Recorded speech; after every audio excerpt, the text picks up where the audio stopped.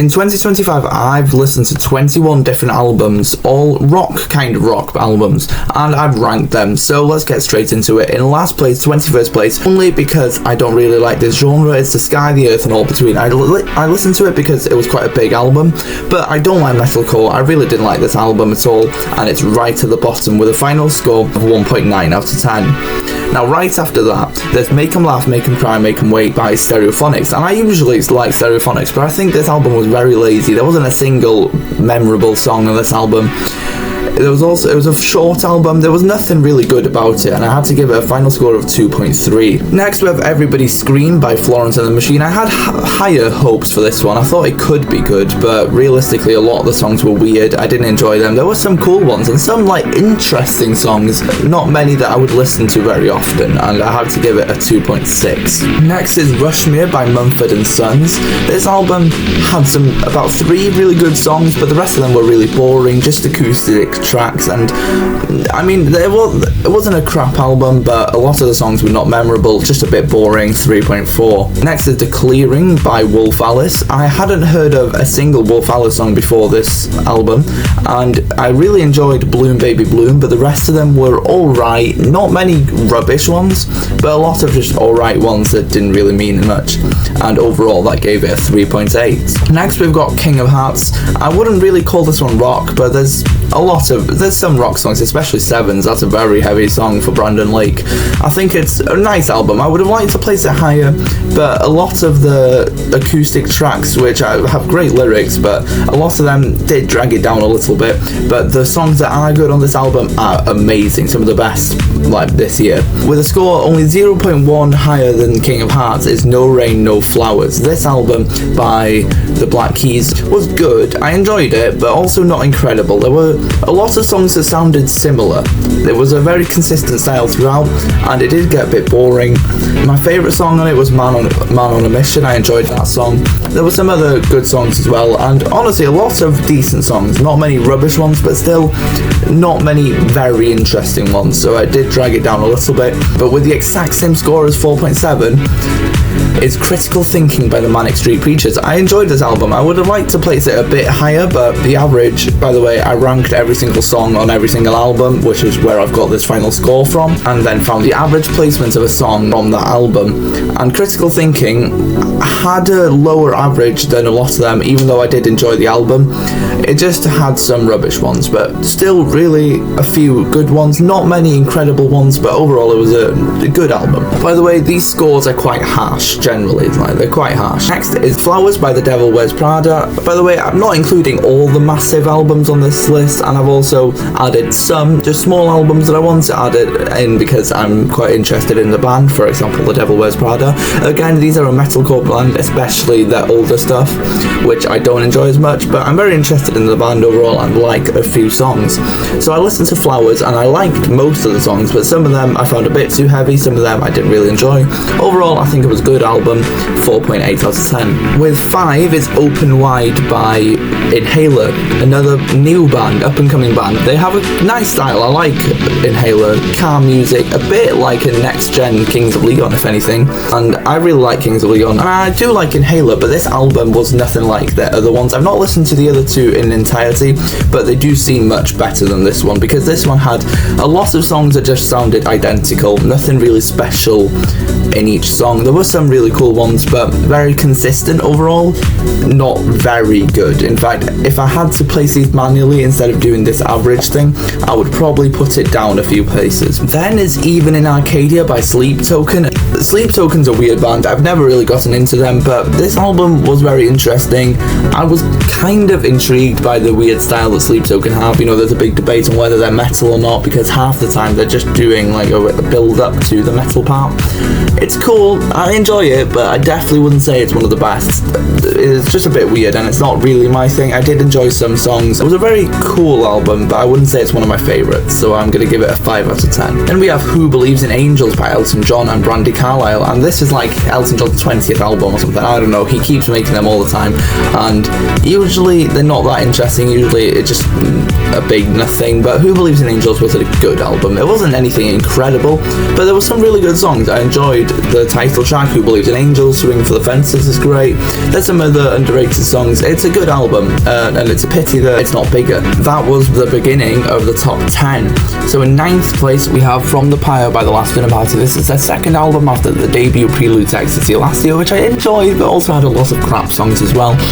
And this one was similar, with great songs but also crap ones. There was not many in the middle. It was either great, like This Is the Killer Speaking or Agnes Die, they're both great, and then you've got some rubbish ones at the bottom. So it was a good album overall, still not amazing, just good. We have People Watching by Sam Fender, and I enjoyed this one quite a bit actually.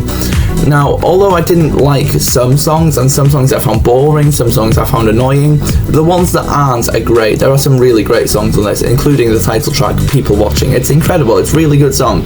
And we're starting to get to some of the albums with actually great songs, because some of the bottom albums have good songs but nothing incredible. Now we're getting into albums with great songs. So People Watching had some songs towards the bottom, it has some great songs as well, giving it a good average of 5.3 final score. Next we have a tiny album. You probably wouldn't have even heard of the people that made it, but Idlewild is a Scottish band that's been going for ages, and they just made a self-named album, which usually happens toward the start of their career, but I mean, they're doing it towards the end, and it was a good album. I enjoyed it. Some great songs, some alright ones, no really horrible ones. It was just a good album. Again, nothing incredible, but it was a good album. 5.8 out of 10. And very underrated band. If you haven't heard of them, go and check them out. Some good songs. Next, I didn't really want to consider this one rock, but I mean, I wanted to include it anyway. So here we've got American Heart by Benson Boone. Now, I don't usually like pop music at all, and Benson Boone is usually considered a pop star, but I kind of wanted to include this album. There were some pop songs like Mystical Magical. I didn't like it. I know that's the biggest song on the album, and I did rate that towards the bottom, don't worry. But there were some really good songs, like some very emotional ones. Some good ones I enjoyed were like Sorry I'm Here for Somebody Else and Wanted Man, and I actually enjoyed Mr. Electric Blue as well. Overall, it was just kind of a nice album. A 6.6 out of 10. Good album. In 5th place we've got Breach by the 21 Pilots. Now, I actually recently learned that it's a part of like a 5-album concept album series thing with an actual storyline behind it. Now, I don't know how the story ends because I'm not that into the story, but it's very interesting that it's a massive concept album thing. It carries on from the last year's album Clancy, which I did rank. I put Clancy in 14th from last year's albums ranked, but it was still a good album. It was only lower down because it was compared against better albums. I think 2024 had better albums than this year. Breach, I think, was a bit better. It had some really cool songs. Like Drum Show is one of my favourite songs in a few years now. I did rank it 2nd this year, so it was a great song. There's also some other cool songs like The Contract and City Walls I liked. I also liked a really short, quite nice one called Cottonwood. It was just a quiet song, and I usually put those towards the bottom, but it was something about it. I liked it a lot, and I put it in 50th. Overall, that album, it was a great album at 6.8 out of 10.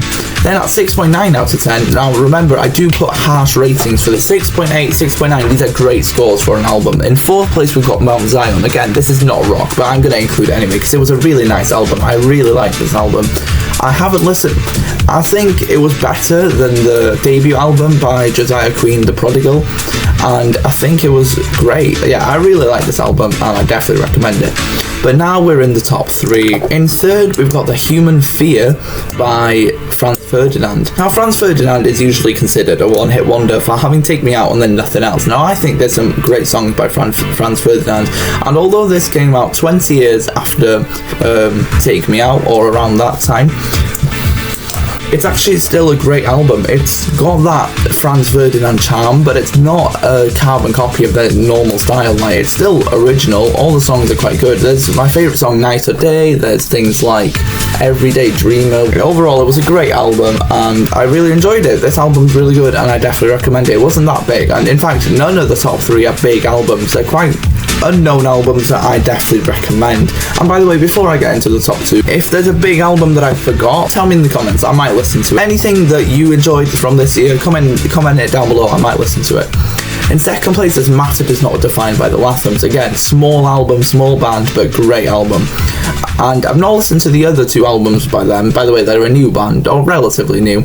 And although I've not listened to the other 2, I do think this album was good. There were some great songs. Again, very consistent throughout the album, which gave it a 7.5 out of 10. It was a great album. Very nice songs as well, like Surrounded by Beauty or Unrequited Love. Both of them were really nice songs. And then you've also got the energetic ones, and all of the, there's something for everybody. There was, I think, the only song that I didn't like was Heartbreaker, which was actually one of the singles, ironically. But overall, it was a great album. But in first place, one of the best albums I've listened to in ages. An incredible album with no bad songs, not a single bad song on the entire album. Every single song on this album placed in the top 100 in this list, and that may sound easy, but there's 260 something songs on this album, on this list. So all of the songs of this album to be in the top 100, it's a great album. So what is it? It's Foutique by Biffy Clyro. This album is very unknown. It's a great album though. Every single song's good. Tons of underrated ones, and I've listened to many Biffy Clyro albums, and the two before this were alright. Nothing good. I'll be honest, they weren't even that good. So I wasn't sure what to expect with this one, but they redeemed themselves. Now, I love Biffy Clyro. They're one of my favourite bands, and this album really stood up. It just worked perfectly. It was, again, 9.6 out of 10. It was the best album I've listened to in a long time. I can't praise it enough. Definitely recommend it. So what's your favourite album this year? And if you enjoyed this video, drop a like down below. If you enjoyed my content, subscribe, and I'll see you in the next video. Goodbye.